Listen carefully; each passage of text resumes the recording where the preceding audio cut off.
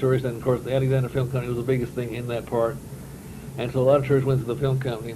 And so the tourists wouldn't be bothering us. They made a reel about how animated cartoons are made and some examples of the things we've done. And they put that just outside the door of the art department and would run this reel for them on the monitor before they would walk through the art department.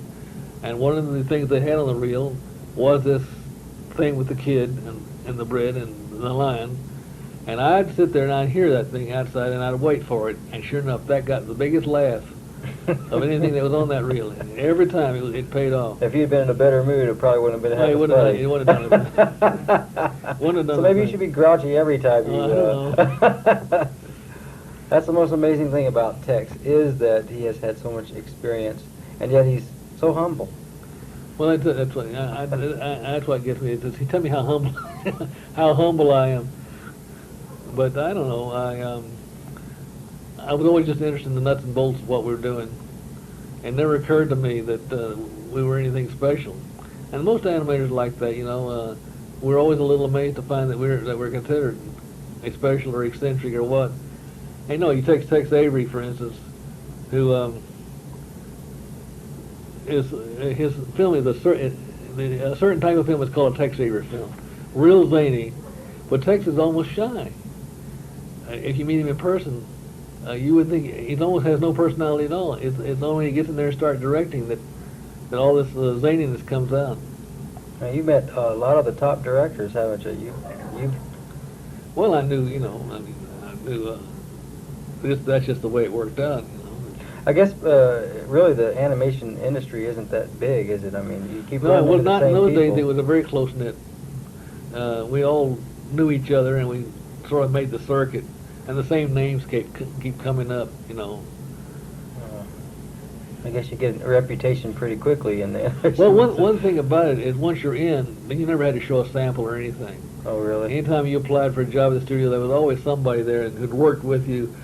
You know, it worked both ways. They knew if you were a steady guy, and they also knew if you were a problem. Now, see, that was a serious thing for those companies, wasn't it?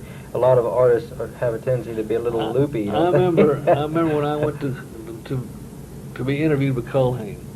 Now, if I'd known I was going to interviewed for a job that I'd have dressed for it, but there I was.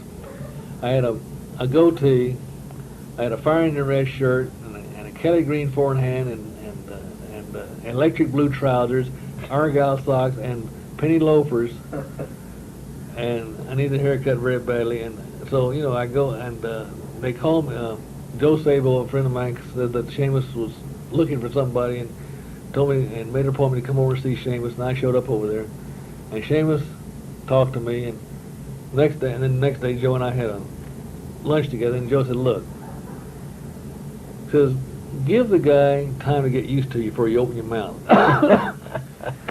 He said that Seamus was kind of worried because Seamus had a lot of trouble with a lot of erratic personalities, very colorful people, but you couldn't count on them or even finish the job. And he was saying to Joe, "But look, Joe, I don't want any more nuts around here." And Joe said, "No, wait a minute, Seamus. He's a steady guy. Just, you know." So Joe said, "Just keep cool until he gets used to it." In other words, no electric blue pants, huh? And so well, I don't know. One time I wore into Fletcher Smith Studios. I wore a yellow tie, a fire engine red shirt, a mustard yellow sports coat, electric blue pants, and argyle socks, and I shocked the whole place. You know, everybody just shook them up. And Bill Sturm came to see me, the animation director. He said, "Listen," and I'm not kidding. Said, "You disturbed this whole place. Said, don't ever walk in here with that again." Said, They heard you coming before you opened the door. Never come in looking like that again. I claimed that I was walking down Broadway and there was a blind man there. And when I passed him, he jumped up and said, "I can see it."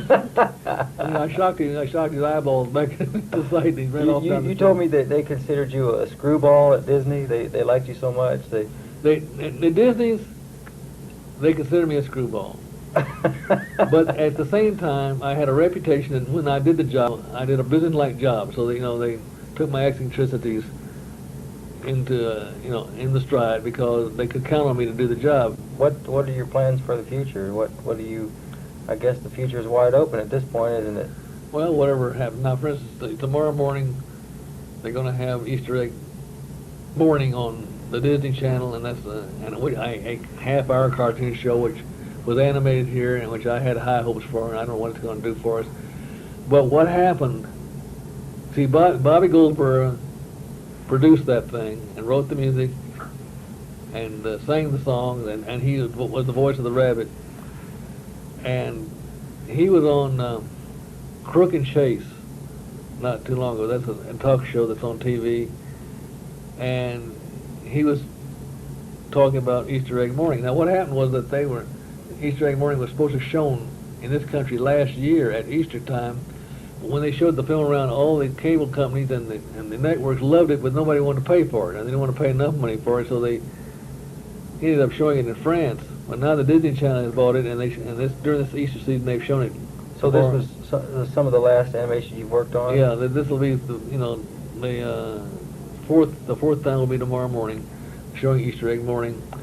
But he was on Crook and Chase, and he was talking about this film, and he was saying that he'd searched around to find some place to get it animated, and the only place he could really find and give him what he wanted was Dallas, Texas. And I'm thinking, well, that could only be good for business.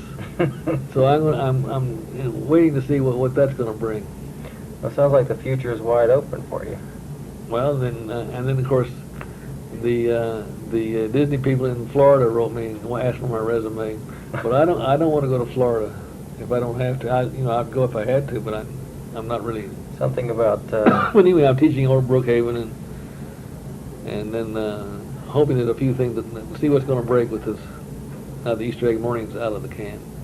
Well, I appreciate you coming up here today and talking to us, and hopefully the channel viewers will watch you again some other time, and we can do a special just on the Tex Henson show, I guess.